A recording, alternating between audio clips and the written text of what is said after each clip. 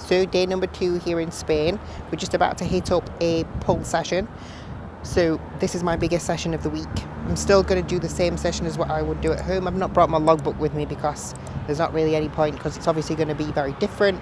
So I've got lower body and upper body. That's why it's my most taxing session. I don't think I'll have to adapt things too much, because I think a lot of the machines that I use at home are here. And I use a lot of kind of free weight stuff with this one anyway. So should be a good session. I'll make sure I'll take you through it and we'll have a good one.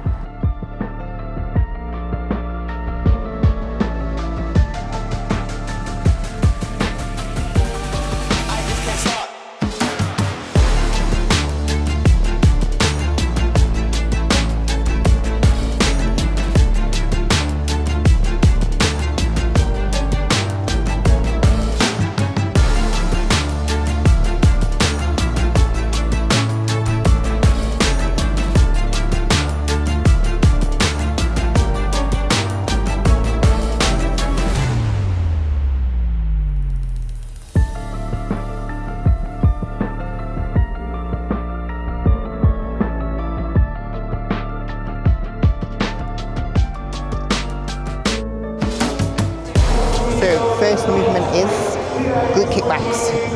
I usually do a little superset with adductors and abductors just to get a little bit of a bump before we start. But obviously here at the gym it's a little bit busy, so we're just going to go on what we can get on, which is obviously the cables. So glute kickbacks it is. They are usually the first exercise in my session, but I do usually do a little bit more of a warm-up than what I've just done. But I am very warm because it is warm here. So I don't think we need as much as a warm-up. So we've got 2 sets on here.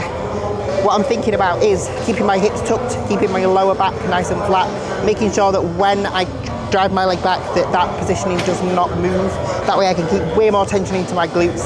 I don't have the biggest glutes. I'm not saying that a glute kickback is the only movement you should do for glutes, but it is a great top-up isolation movement for it.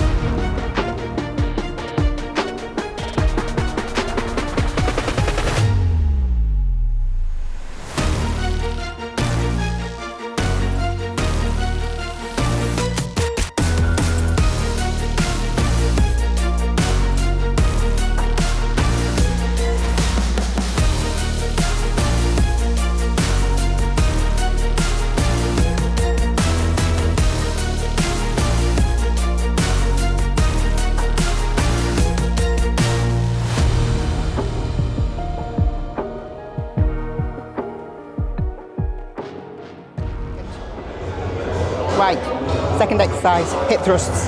The bench is a little bit bigger than at home. I'm a very short person. Trying to get up on that bench is very hard. So we're going to trial something on this next set that Gemma thinks it's going to work for me and my short little body. So fingers crossed it does, because that was very uncomfortable. Anyway, here we're focusing on a nice deep pause in the stretch to really try and give a little bit of a challenge in that stretch position before we roll the hips through. We always take a micro pause at the top regardless, but no actual pause. Thinking about keeping those shins nice and vertical to the floor and trying to make sure that the hips stay under, back stays nice and flat.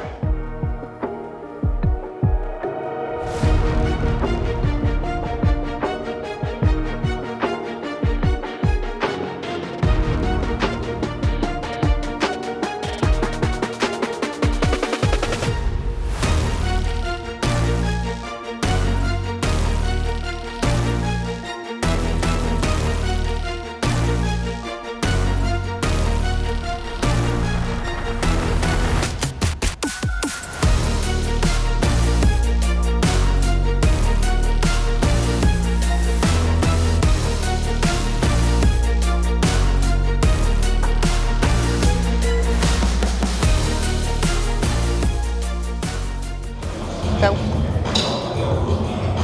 next exercise is hip banded RDL. Coming off the back of the hip thrust, my glutes are already fully pumped. We know that at the top of an RDL, there's not a lot of tension there. Yes, you can keep your chest over your hips. Yes, you can squeeze your glutes, but there's not kind of weighted tension there, which is why we add the band, so that then at the top, there is something there to resist our force, to make it hard, and to make it a total glute movement. So that's what we're going to do now. Weights, it's 2 kilos down from at home, but it's either that or I go an extra 10 kilos. So I think we'll stick with the 50s and just try and go a little bit more with the reps.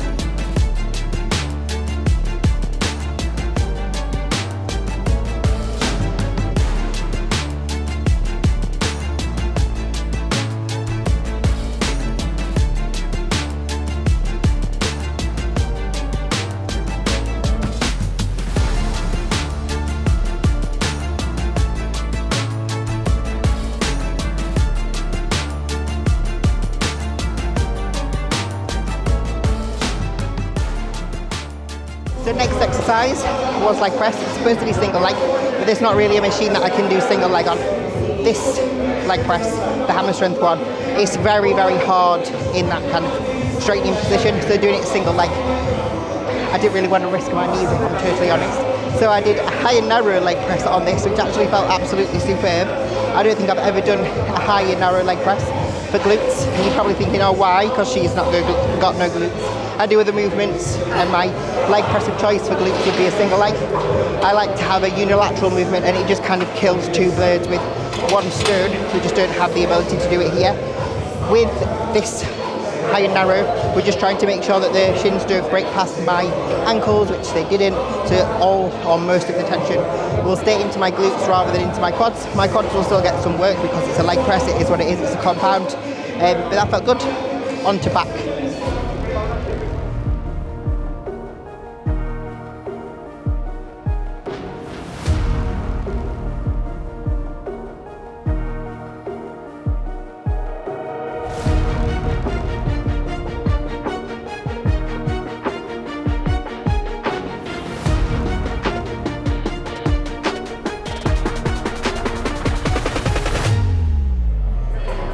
Right, on to the first back movement, which is a lat focus pull down.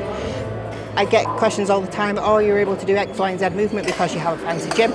So here I am on the most Billy basic of pieces of equipment, literally life fitness, cable pull down, and I'm doing it single arm, positioning myself so that I can rotate so that my elbow can come into my body rather than away from my body. That way we're going to be able to keep more tension in the lat and making sure that we have enough lean back, so torso, whatever, just cut that bit out. Your torso needs to be leaning back enough that you can obviously get full extension. We want to make sure that we extend the arm fully, but we don't elevate it up towards the shoulder. If you elevate, you will take tension away from your lat, whereas if you actually keep your shoulder into its joint and fully straighten the arm and stretch the shoulder, you will keep more tension in the lat, even if you just sat there. I just gave myself a really bad pump.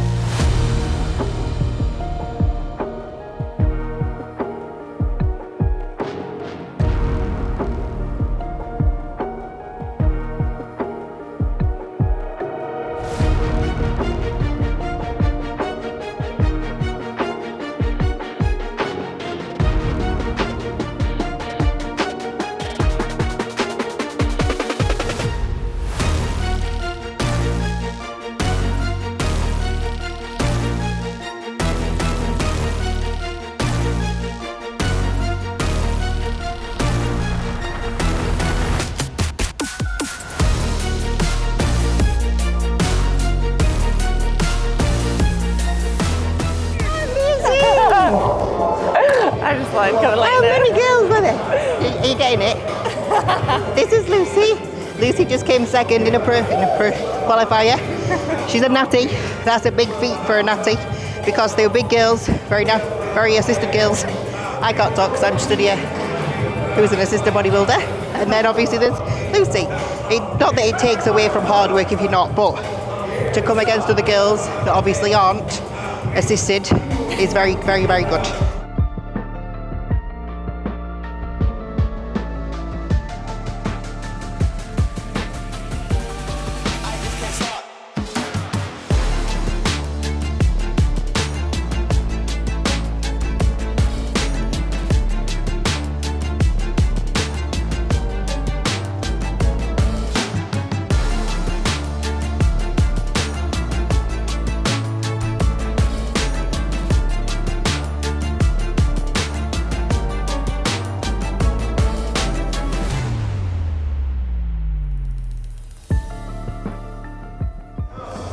Second back movement is upper back row. Usually I do the prime pin stack. This is a pretty similar movement in terms of where your elbows go, in that it drives up as it comes back. Just obviously it's the hammer strength, so it's very heavy in the stretch position and not quite as heavy when you drive it back. So you get quite a bit of a drop off. Anyway, I'm actually quite happy with that. Nearly beat Mark with his reps. Nearly. Not quite, but nearly. It's good. So obviously on upper back, compared to a lat focus movement, you can see on the lat focus movement I do keep my scapula somewhat restricted. It's not that it's restricted, it's just not moving as much as what it can. Whereas on an upper back row, something for your mid back or upper back, you do really want to work your shoulder blades, so actively protract and actively retract forward to backwards.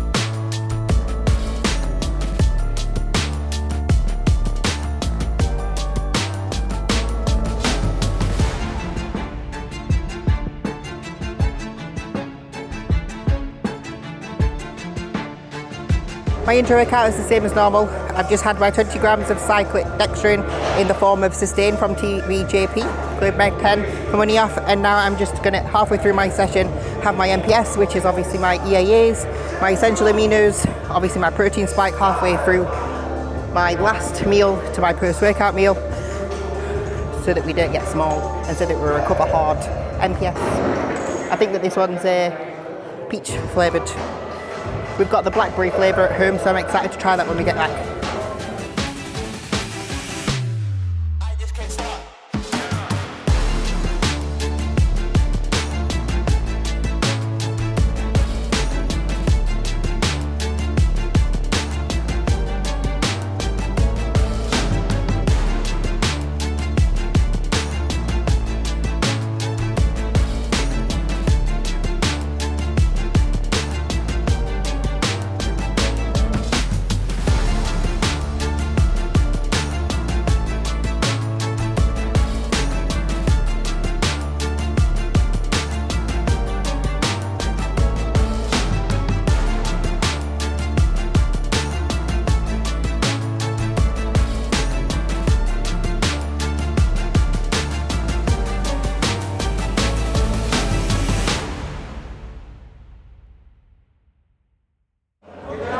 Right, so second to last exercise is the upper back pull down.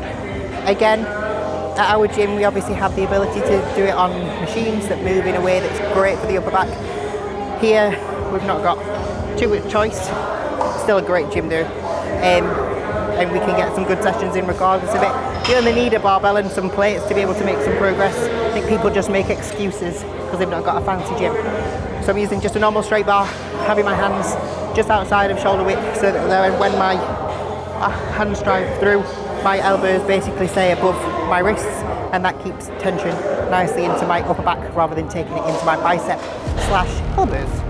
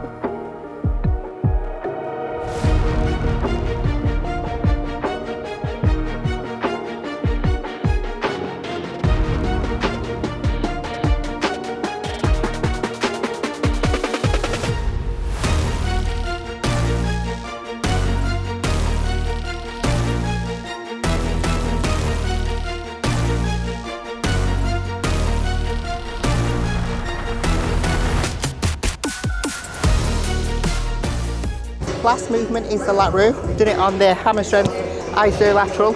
I was going to stand behind it, but it feels a little bit different to the one at home, so I had to sit on the seat, which was fine. It's not ideal because I can't quite get my elbow where I need it, but it still felt good. I finished off on a lat row because then I'm already pre-fatigued, and then I really try to get to work on the lats right when I'm a little bit tired. So that is the end of my session. It was a very good session. Obviously slightly different to normal, but still very good work. Feel nice and pumped and feel like I've worked really hard. Gonna look at Kuba now as he poses, so things are gonna go switcheroo back to Kuba now.